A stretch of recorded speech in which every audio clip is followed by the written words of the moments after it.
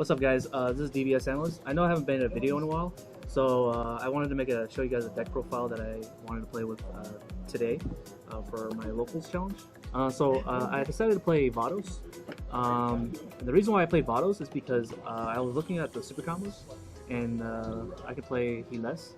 That's the main reason why I want to play it. Healess works for all gods, and so this allows me to play control with Vados, because whenever I draw like an extra card, I can discard any card with Healess and then draw 2 more cards so that I can have combo power. So that's the main reason why I play Vados, and yeah. So plus I was getting tired of playing aggro decks. A lot of decks nowadays is you play a Storm, Buuhan Storm, and then you try to kill them in the first 2 turns. That to me is kind of boring. I want to make sure that I win different ways and use different engines to win. I'm a very spicy kind of guy. I don't like playing. I'm not vanilla, so that's why I decided to play control. So control is a different pace for me, because you don't really outright try to kill your opponent in the first 2 turns. You try to build a board slowly, and then make sure that their board is non-existent. So using Vados' ability to attack an active or any battle card and getting a +5 is a really good thing for this leader, because hitting for 20 into any 15k causes them to drop to 10k at the very least without me ever comboing. So that's why I wanted to play this leader. And she's a red leader. A lot of red leaders, except for Pan, are very lackluster in being able to maintain board control. You're able to get a lot of cards in your hand, but you're not able to maintain board control. So I feel like Vados was the best choice for maintaining board control. So yeah, you know that I was playing Vados, so let's go down. So for Healess, it's a green card. I made this deck to be, what is it? Red? Yeah, red and yellow. So I'll show you the control cards first that I played for the yellow package. So I played 3 Crusher Ball. This game is known for being non-interactive because there's Barrier, and then there's Cold Bloodlust. Cold Bloodlust being the only card that you can use to interact with your opponent, and Crusher Ball. So because of that, I wanted to make this deck interactive, so I can just Crusher Ball big threats and then get rid of it next turn with Vados or with other cards in the deck. Very good card, because it basically kills Overwhelm. If they Overwhelm a card and I Crusher Ball it, I basically have it's a 1 yellow, kill a Overwhelm card. That's what it does. It doesn't stop the Overwhelm auto ability, but it is very good in that sense. So it also typically I leave 1 yellow open when I tap out, and then I can just Crusher Ball something and then kill it. So it's a really good card. It's very underlooked. I mainly played this card because when I play against SS3, a lot of their cards that help them awaken requires them to attack. So what I do instead is I leave yellow open, and then if they play like Intensifying Trunks, or they play like Digging Deep Vegeta, I can simply just play Crusher Ball, and it goes in rest mode, and they can't awaken that turn. So it's really good in that sense.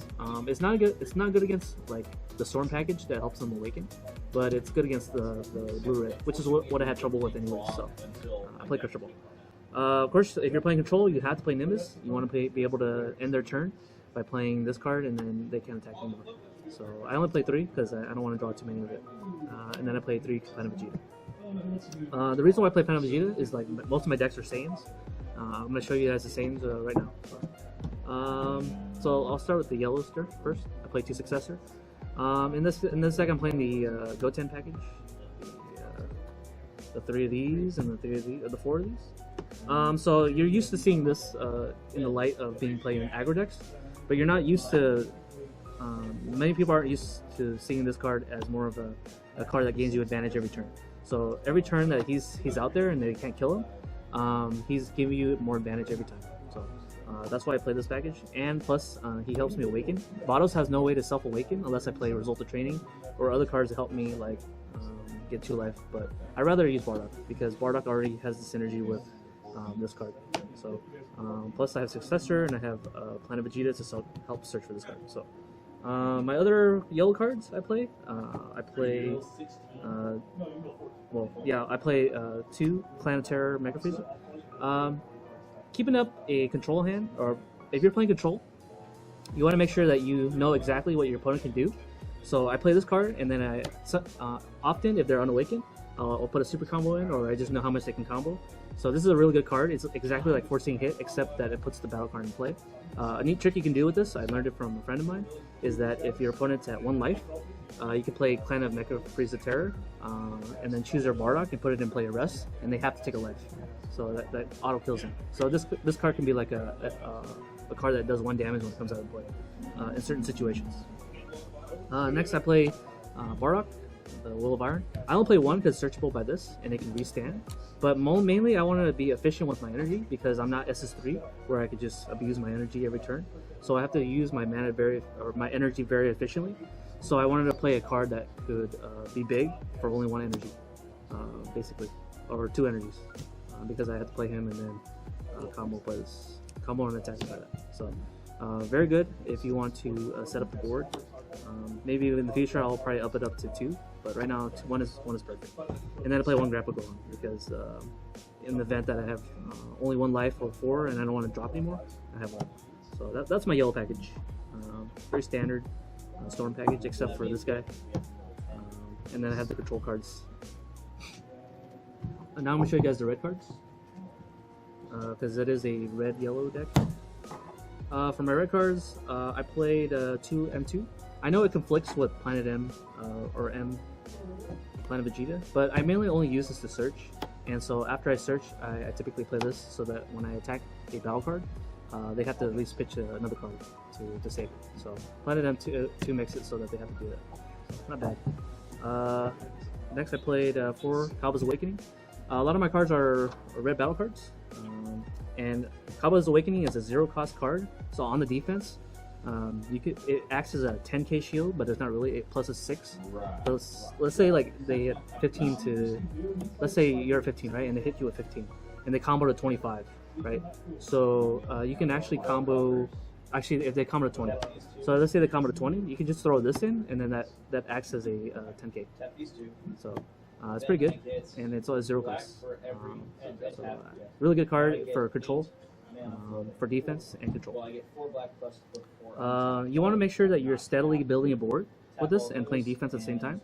So I played 4 double shot Vegetas, only because early game you want to just like throw those in and then just keep a board. And if I have like Goten's in rest mode, I want to be sure that I can protect it. So they'll often hit 15 and then make me combo 10k. So I'll just combo him and then I have more boards. And then if they hit, they try to kill him again. I just keep doing it over and over. So I keep a huge board in this hand or in this field, and then I take away cards out of their board with the Vados ability. That's basically it. And then I play 4 Unbreakable. You want to be able to survive the long game, so Unbreakable helps you, and it also helps you draw a card.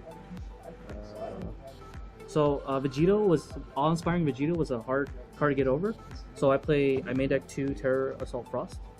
Just because I don't want to, like, even if I'm oftentimes against SS3, I have more cards in them in my hand than they do, but I can't kill their Vegito, so I needed a way to like clear out Vegito without comboing so many cards in my hand. So I used Terra Frost.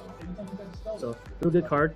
Even when you're playing against like bigger cards in rest mode, they'll just you can just swing into it, and even if they waste coercion or negate, it will still go. The auto will still trigger and still kill them. So they'll waste 2 cards. So yeah, it's a pretty decent card. Next, I play Hit. So Hit and Planetera lets me look at my opponent's hand, and it lets me calculate for damage. So it's a control deck. So really good card if you want to like go for game. You just take out cards that they can't use, or just hit up their setup. A really good card in control as well, not just an aggro card. It allows you to like control better, because like if they have setup cards that can ruin your board or ruin your life, you could just take it out of their hand and then make sure that you're in the clear. 2 Topos, as I said before, like you want to swarm, so you have cards like this that helps you swarm, and it brings in on your opponent's turn, so they can't interact with it as much. So, and then I play 1 Champa. 1 Champa because I have a lot of single strikers, like these guys right here. So when they have 2 life, I want to be sneaky, and then when I attack with everybody, I just combo a Champa into play, and then throw my whole cards in with E less, and then even if they survive, they have to tap out at least, and then if they have a negate for my next double striker, they can't stop it because it's a double strike. So I play only 1. And last but not least, I play Supreme Kai of Time, Light's Guide. I think this card's really good because it doesn't require me to use any energy. It gives me a +5 on my leader. And then I draw a card. So she's kind of like a super combo that requires me to overwhelm 3 to do so. Because when I attack with her, she's at 20, and then she gives it a +5. So it's 25 she's attacking without me comboing. And then when I combo with her, it's 30. So that's 30k with 1 card. And she replaces herself too. So it's like a super combo. So in actuality, I play 7, and then I have Unbreakables. I have 11. And if you count these as super combos, because they kind of are, because they come into play, I have a lot of super combos. So this is kind of like what I was trying to go for with my decks. Yeah, basically that's what I do, and all while I'm controlling. So I'm maintaining my board, and every turn I'm plussing and drawing. So yeah, that's the concept of my deck. Originally I was playing this the control strategy with Cell, but I wanted to be spicy, extra spicy, and not play Cell and play Vados, because Vados hasn't seen played in a while, and I really wanted to play E-less super combo in some leader, and Cell is not a god, and Vados is. So yeah, that was my deck profile. It's a really cool deck. I suggest you give it a try if you guys are tired of the current format, playing aggro decks or playing SS3 in every single event. Try something new. Try Vados. She's really cool. She has a really decent matchup against SS3. So yeah, give it a try. Peace out, guys.